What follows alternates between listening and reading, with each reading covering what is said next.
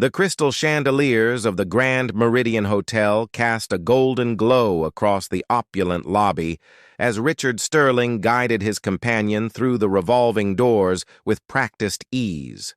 At 52, Richard was a man accustomed to getting what he wanted, a successful real estate developer with a portfolio of properties across the country, a reputation for ruthless business acumen, and an ego that matched his bank account.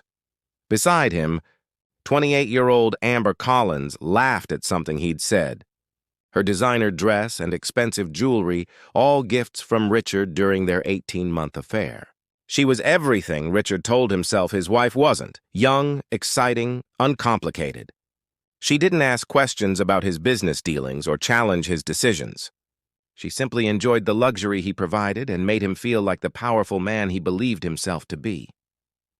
"Mr. Sterling, welcome back," the doorman greeted them with a knowing smile that Richard interpreted as respect but was actually quiet judgment. The staff at the Grand Meridian had seen Richard here dozens of times over the past year and a half, always with the same young woman.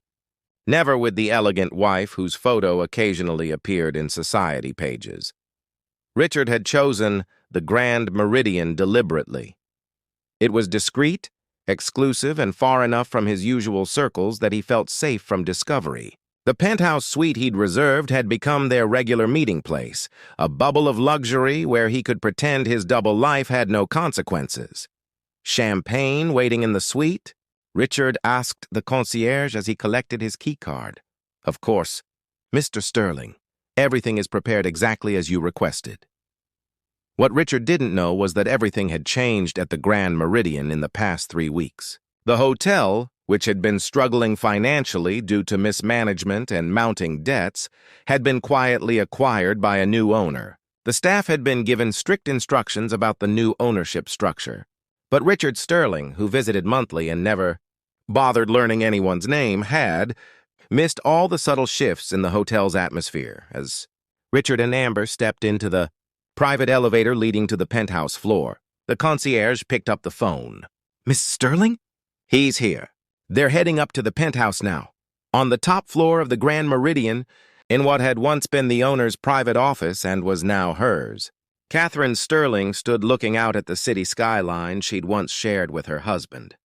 At 47, Catherine was still strikingly beautiful, though 15 years of marriage to Richard had etched lines of quiet pain around her eyes that no amount of expensive skincare could erase. For months, Catherine had known about Richard's affair.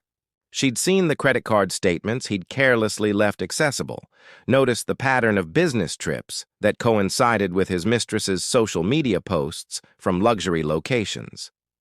But instead of confronting him with tears and accusations, Catherine had done something Richard would never have expected from the quiet, accommodating wife he'd taken for granted for 15 years. She'd started paying attention to his business. Richard had always dismissed Catherine's intelligence, patronizing her interest in his work with condescending explanations that treated her like a child playing at understanding adult matters. What he'd failed to notice was that Catherine had a master's degree in business administration from Stanford, had given up her own promising career when they married because Richard insisted his wife shouldn't work, and had spent 15 years quietly managing the complex finances of their household, with more skill than Richard managed his own businesses.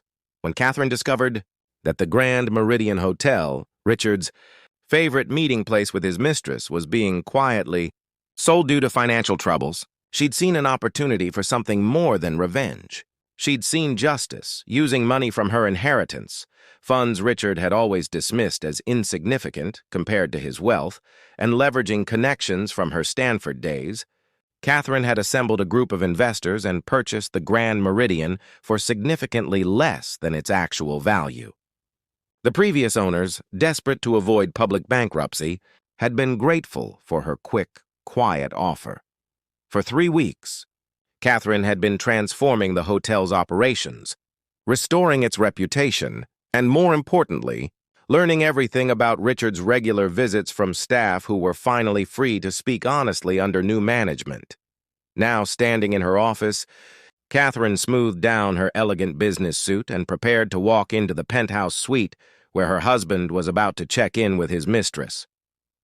In the penthouse, Richard poured champagne while Amber explored the suite's luxurious amenities, exclaiming over details she'd seen dozens of times before but always performed appreciation as part of their transaction. Richard felt powerful here, in control, master of a universe where he answered to no one. "A toast," he said, handing Amber a glass. "To us and to another perfect evening away from reality."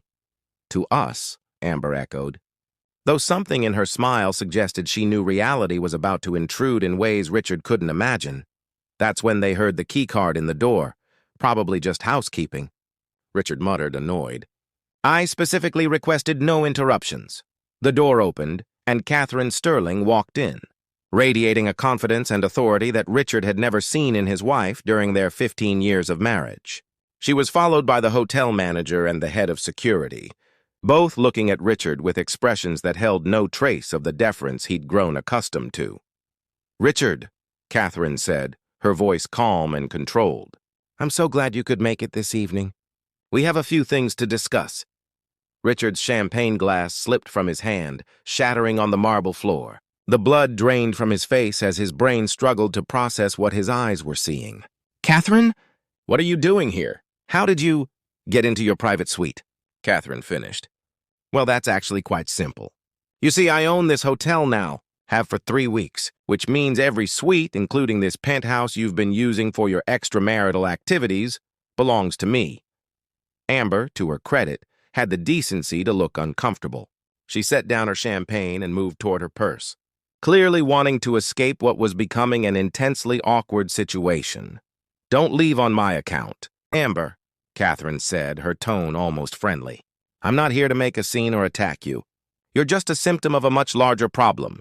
Richard found his voice, though it came out strangled and defensive. "This is insane, Catherine. You bought a hotel just to spy on me?" "No, Richard.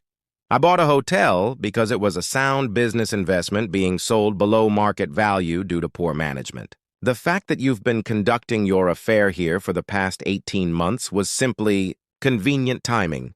Catherine walked further into the suite, her heels clicking on the marble with measured precision. "Did you know that the Grand Meridian was hemorrhaging money because the previous owner made the same mistakes you make?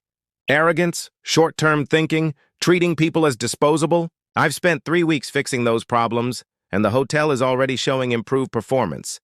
"I don't understand what you want," Richard said, trying to regain some control of the situation. "Money? You want a bigger divorce settlement? Fine, name your price."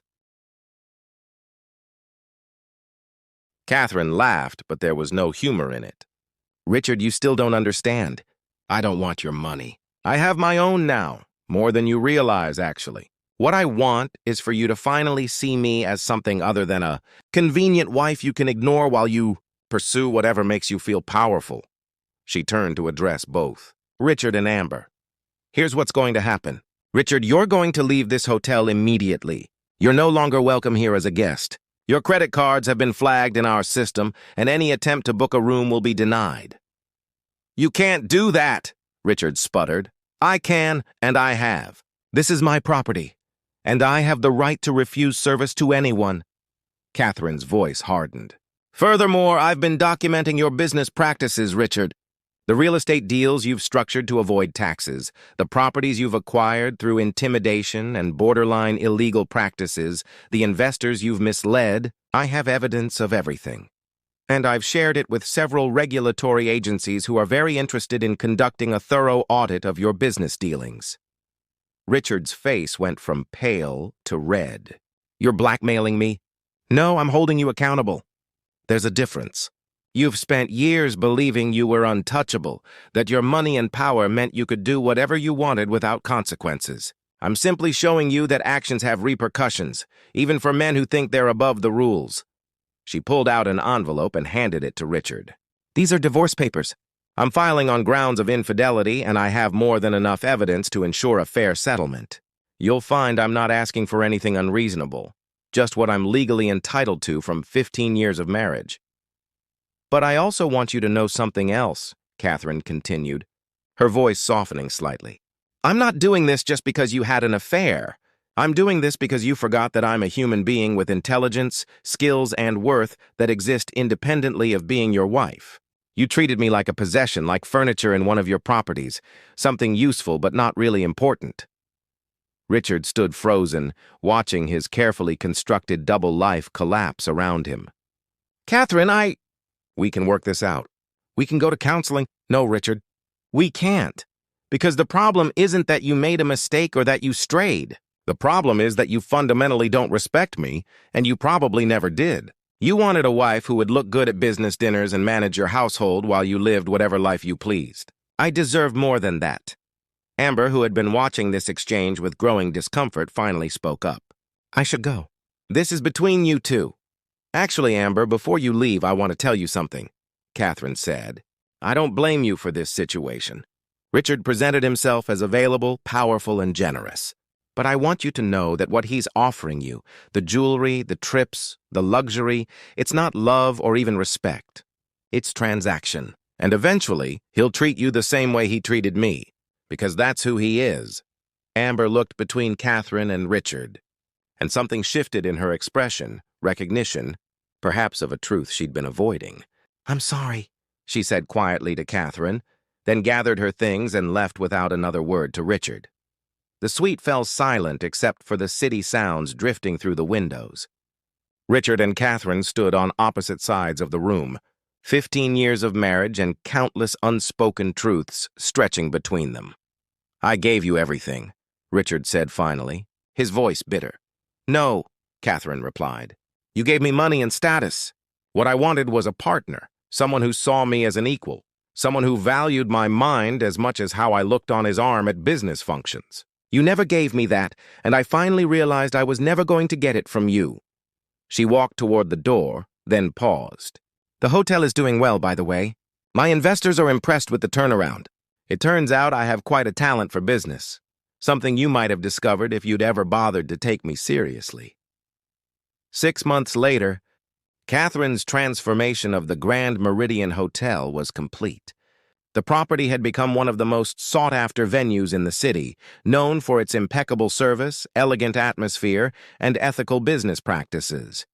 Catherine had used its success as a launching pad for a boutique hotel investment firm, acquiring and revitalizing underperforming properties across the country. Richard's business empire, meanwhile, had crumbled under regulatory scrutiny. The investigations Catherine had initiated revealed years of questionable practices, resulting in substantial fines and the loss of several major properties. His reputation in the business community was destroyed, and most of his former associates kept their distance, not wanting to be associated with his scandals. The divorce settlement gave Catherine a fair portion of Richard's remaining assets, but more importantly, it gave her freedom. She'd discovered that she didn't need Richard's money or status to be successful. She just needed the opportunity to show what she was capable of when she wasn't being held back by someone who saw her as decoration rather than a partner. Richard tried to rebuild his business, but without the facade of respectability and the connections he'd taken for granted, he found doors closing that had once been wide open. He lived comfortably but diminished, a cautionary tale about the costs of arrogance and infidelity. Today, Catherine sits on the boards of multiple hospitality companies, mentors women entrepreneurs, and gives speeches about finding your value when the world tries to define you by your relationships rather than your capabilities. She often tells the story of buying the Grand Meridian, not as revenge porn, but as a lesson about recognizing opportunities and having the courage to claim your own power. That night in the penthouse suite wasn't about humiliating my ex-husband, she explains in interviews. It was about reclaiming my own narrative. For 15 years, I let someone else define my worth. Buying that hotel and confronting that situation on my own terms was the moment I decided to define myself. Sometimes the most powerful revenge isn't about destruction, it's about construction. Catherine didn't destroy Richard's life. She simply removed herself from it and built something better. In doing so, she discovered that the best response to being underestimated isn't anger. It's excellence, achievement, and the quiet satisfaction of proving that you were always capable of more than anyone gave you credit for. The Grand Meridian Hotel still stands as a testament to Catherine's business acumen, but more importantly, it stands as proof that it's never too late to reclaim your power, rewrite your story, and show the world who you really are when you stop living in someone else's shadow.